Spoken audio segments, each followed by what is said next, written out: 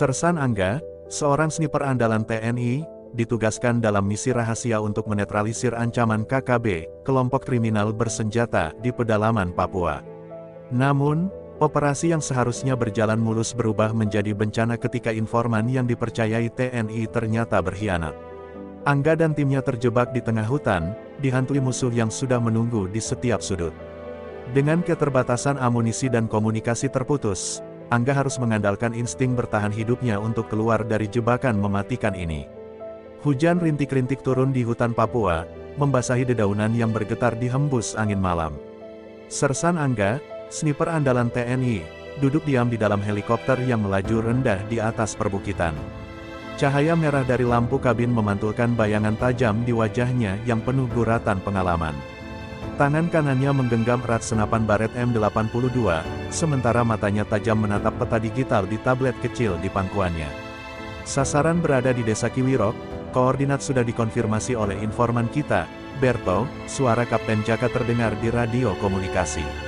Angga tak menanggapi, hanya menarik napas panjang. Sudah banyak operasi yang ia jalani, tapi firasatnya kali ini buruk. Begitu helikopter mendarat di sebuah pos terpencil, tim segera bergerak menyusuri jalur setapak menuju hutan lebat. Mereka berbaris dengan penuh waspada, senapan terangkat, mata menelusuri setiap bayangan yang bergerak di antara pepohonan. Suara burung hantu terdengar di kejauhan, bersahutan dengan derik serangga malam yang memekakkan telinga.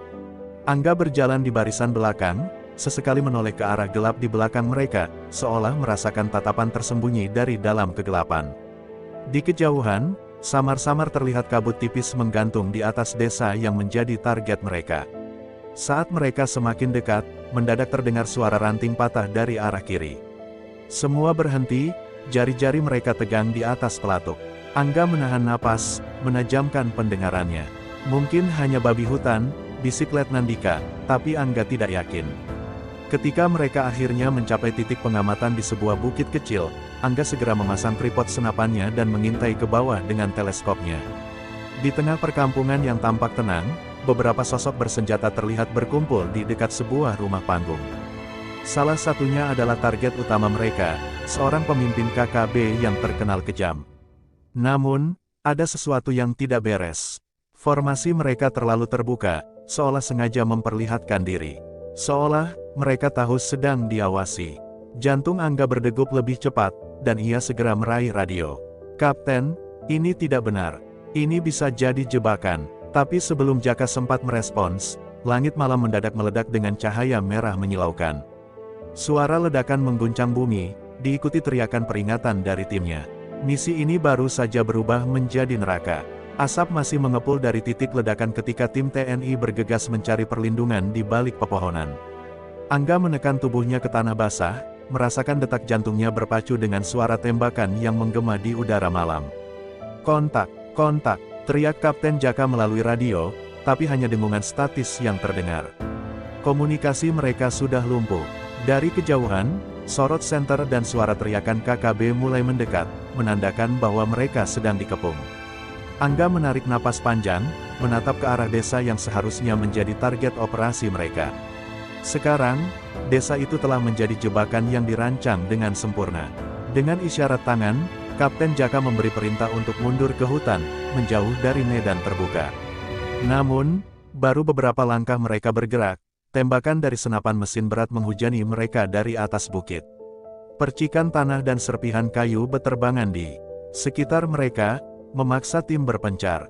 Angga merayap ke balik akar pohon besar, menekan pipinya ke tanah berlumpur. Ia mengintip melalui teropongnya, mencari sumber tembakan. Di puncak bukit, ia melihat sesuatu yang membuat darahnya membeku, siluet seseorang yang mengenakan seragam TNI, berdiri di samping anggota KKB yang bersorak. Pengkhianatan itu kini terungkap dengan jelas. Rasa marah berkecamuk di dada Angga, tapi ini bukan saatnya membiarkan emosi menguasai dirinya. Ia harus berpikir cepat, peluru mereka terbatas, dan jalur keluar semakin tertutup. "Kita harus pecah formasi, cari jalur selatan," seru Letnan Dika. Tapi sebelum mereka bisa bergerak, suara dentuman keras kembali mengguncang malam. Kali ini, tanah di bawah mereka bergetar hebat. Ledakan ranjau, disusul oleh jeritan salah satu rekan mereka yang terjebak di dalamnya. Angga mengepalkan rahangnya, menatap ke arah kegelapan. Tidak ada pilihan lain. Mereka kini bukan lagi pemburu, mereka telah menjadi yang diburu. Angga merayap perlahan di antara akar-akar pohon besar, napasnya tertahan saat ia mengintip ke balik dedaunan basah. Tembakan terus menggema di antara pepohonan, namun yang membuat bulu kuduknya meremang adalah suara tawa dari arah desa.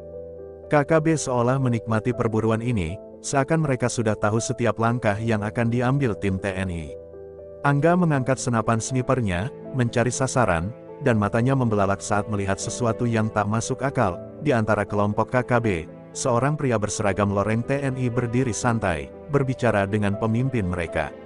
Itu bukan sandera, itu adalah pengkhianat. Kapten Jaka berbisik lewat radio darurat yang masih berfungsi sebagian. Kita harus cari jalur keluar, ke arah barat laut. Hutan lebih lebat di sana, bisa jadi perlindungan. Namun, sebelum mereka bisa bergerak, terdengar suara siulan panjang dari kejauhan. Sejenak, hutan menjadi sunyi. Lalu, tanpa peringatan, rentetan tembakan datang dari segala arah. Peluru menghantam pohon-pohon, serpihan kayu beterbangan, dan tanah berlumpur berceceran ke udara. Mereka sudah kepung kita, teriak Letnan Dika, menekan tubuhnya ke tanah sambil membalas tembakan. Angga mengeratkan rahangnya. Ini bukan pertempuran biasa, ini eksekusi terencana. Satu persatu, tim TNI terdesak mundur ke dalam jebakan yang telah dipersiapkan musuh. Beberapa meter di depan, Angga melihat tanah yang aneh, terlalu gembur untuk medan hutan. "Ranjau, jangan ke situ," teriaknya, tapi terlambat. Salah satu rekannya menginjak tanah itu, dan dalam hitungan detik, ledakan brutal mengguncang udara, menghantam tubuh mereka dengan gelombang panas dan serpihan logam tajam. Angga terlempar ke belakang, telinganya berdenging, dunia berputar di sekelilingnya. Saat ia mencoba bangkit, siluet-siluet musuh mulai bermunculan di antara pepohonan, mendekat dengan langkah tenang. Tidak ada jalan keluar. Mereka sekarang adalah mangsa yang terkepung. Kabut pagi menyelimuti hutan bagaikan selimut kematian.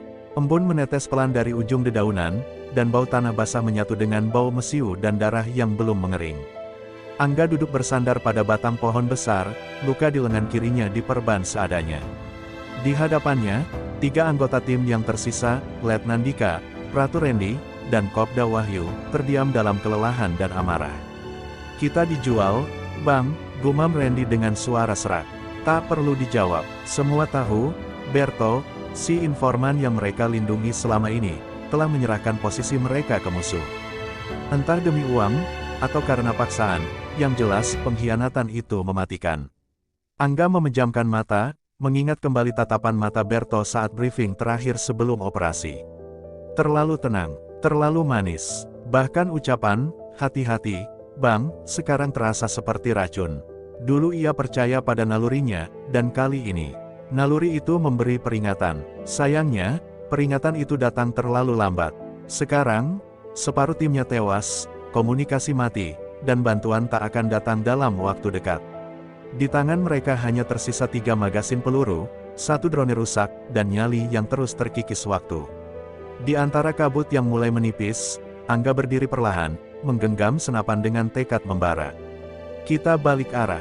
Kita cari Berto. Kalau dia masih hidup, dia harus bicara," katanya dingin. Letnan Dika menatapnya tajam, lalu mengangguk. Mereka bukan lagi prajurit yang menjalankan misi. Mereka sekarang adalah saksi hidup dari sebuah pengkhianatan. Dan satu-satunya cara untuk bertahan, adalah memburu si pengkhianat sebelum mereka diburu hingga titik darah penghabisan. Malam kembali menyelimuti hutan Papua, membawa hawa dingin yang menusuk hingga ke tulang. Langkah kaki Angga dan timnya nyaris tak bersuara saat mereka menyusuri jalur setapak yang dipenuhi dedaunan basah.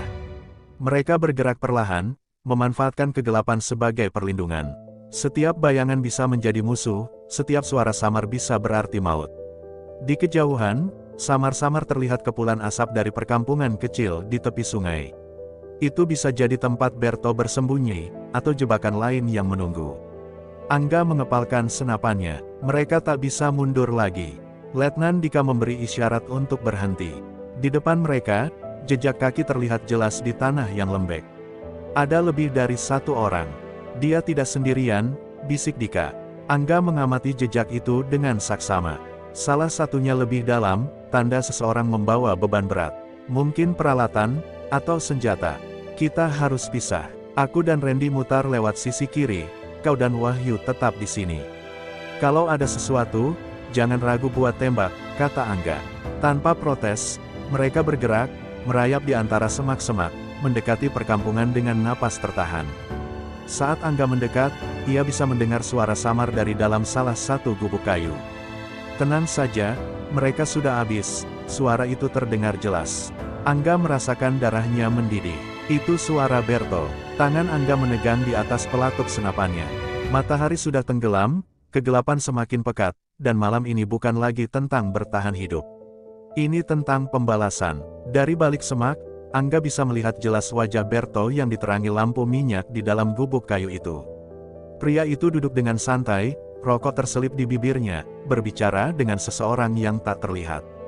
TNI terlalu percaya sama gue. Mereka pikir gue bakal setia. Padahal di sini, yang paling kuat yang menang, katanya, terkekeh pelan. Angga mengepalkan rahangnya. Amarahnya nyaris meledak, tapi ia menahan diri. Menyerang sekarang tanpa rencana hanya akan mengorbankan nyawa lebih banyak.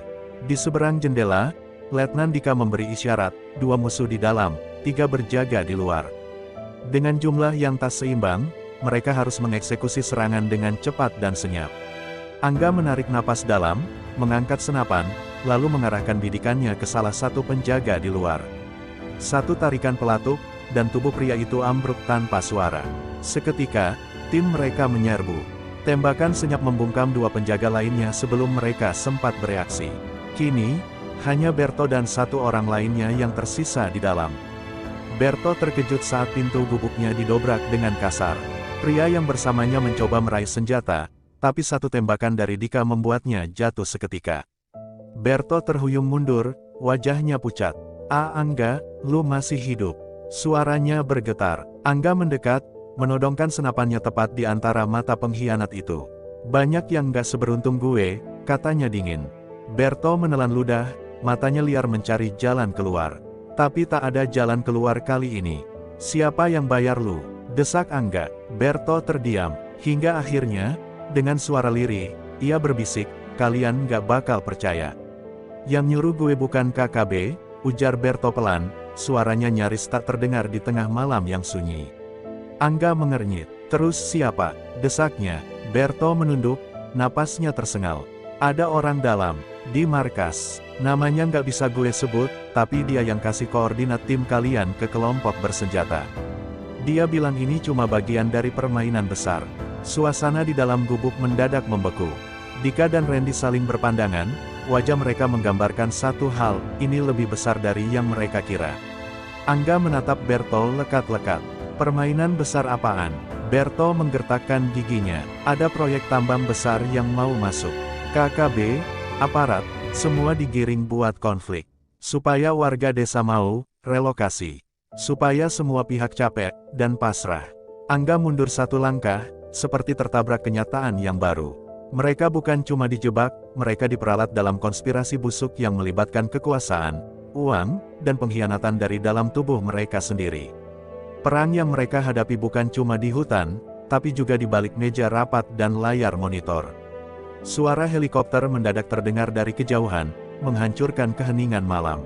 Lampu-lampu menyapu hutan, dan suara loudspeaker menggema, pasukan cadangan akan tiba. Semua personel TNI harap keluar dan tandai posisi. Tapi Angga tak bergerak. Ia tahu, jika dalam pengkhianatan ini benar-benar ada di dalam markas, maka bantuan itu bisa berarti 2 hal, penyelamatan, atau eksekusi bersih untuk menghapus jejak. Ia menoleh ke Dika dan berkata pelan, "Kita belum selesai. Bahkan ini baru permulaan." Tim kecil itu berdiri di pinggir hutan, menatap helikopter yang perlahan mendarat di lapangan terbuka. Di antara suara baling-baling yang memekakkan telinga, turun beberapa prajurit bersenjata lengkap. Tapi Angga tak melangkah maju. Nalurinya menjerit. Di antara pasukan itu, ia melihat sosok kolonel yang selama ini menjadi penghubung antara mereka dan markas. Sosok yang selama ini terlihat bersih, tenang, dan dihormati. Tapi kini, ia berdiri terlalu tenang, terlalu tepat waktu. Mata Angga dan sang kolonel bertemu, dan dalam sepersekian detik, mereka saling mengerti. Ini bukan pertolongan, ini pembersihan. Letnan Dika dengan cepat melempar granat asap ke arah helikopter. "Kabur ke hutan," teriaknya. Dentuman dan kabut putih membungkus lapangan saat mereka kembali menyelam ke dalam semak dan batang pohon. Peluru mulai memecah keheningan malam.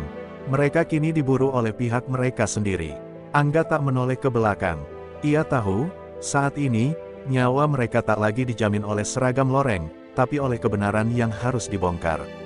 Mereka berlari menembus kegelapan, membawa satu-satunya saksi hidup, Berto, si pengkhianat yang akhirnya sadar bahwa ia juga hanya bidak dalam permainan yang jauh lebih kejam. Malam itu, mereka menghilang tanpa jejak, tapi kabar tentang tim yang hilang di pedalaman Papua mulai berhembus. Rekaman suara Berto, dokumen di flash disk Nandika, dan laporan yang tak pernah sempat dikirim kini menjadi bom waktu yang mengintai pusat komando. Angga dan timnya tak lagi sekadar tentara. Mereka adalah bara dalam gelap. Mereka adalah kebenaran yang dibungkam. Dan suatu saat, mereka akan kembali.